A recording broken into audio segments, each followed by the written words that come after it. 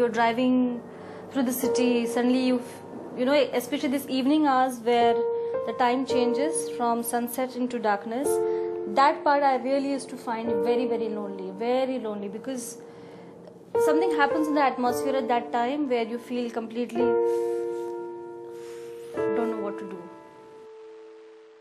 There's something about dusk, a heightened sense of melancholy perhaps, the waning light carrying our spirits away with it as it goes. But as she makes her way through the everyday rush of people hurrying back to husbands and wives and children and significant others, dancer Madhura Phatak no longer dreads the dark, empty rooms that await her.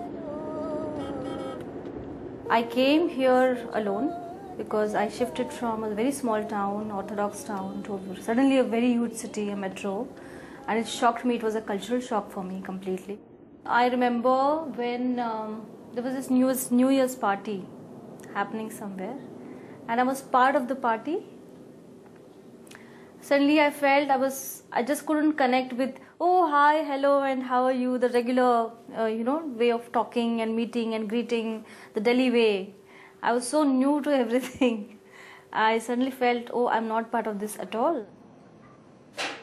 Madhura has spent the eve of every single New Year's after at home and alone, ironically much less lonely than in that crowded room years ago. But making friends with the 3 empty chairs that face her at dinner every night did not come easy. It happened to me about 3 years ago. I woke up with this very, very depressed kind of a state of mind. I didn't want to get out of my bed or do anything. Then that day I told myself, okay, I'm going to go through this day in complete awareness that you're lonely.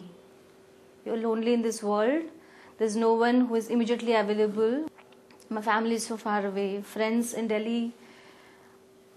Everyone has their own life. Everyone takes time to come. So I just did that. And it was amazing experience for me, because the more and more every job I did, everything that I did, like cooking, washing clothes, dusting, or just reading a book, or just singing, or whatever, I just went through that feeling of awareness that, okay, I'm alone, and I'm doing this in loneliness. And by the evening, my spirits had really sort of soared. That I had sort of transcended that feeling of lonely me kind of a thing. It had just vanished, and I'm not turned back.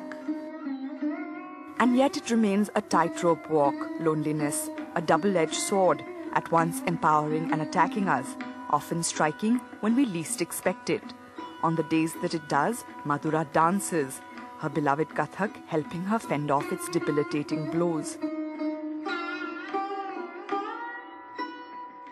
I go into my emotion of really feeling very low, but then the music and the dance just takes me through and guides me into opening out again and connecting again to everybody. As I said, distance doesn't matter. It's like I'm connected. I think of people. I connect to them. I connect to the universe, the universal flow of energies, and I'm just myself again. It's just that. Now in her late 30s, Madhura has resolved to remain single, fearing that a relationship would compete inevitably with her first love, her dance. Instead, like so many of us who live alone in the big city, she has created a de facto family of her own, populated by friends, dance students, and colleagues from her part-time job at the Swiss Embassy in New Delhi. Tuba.com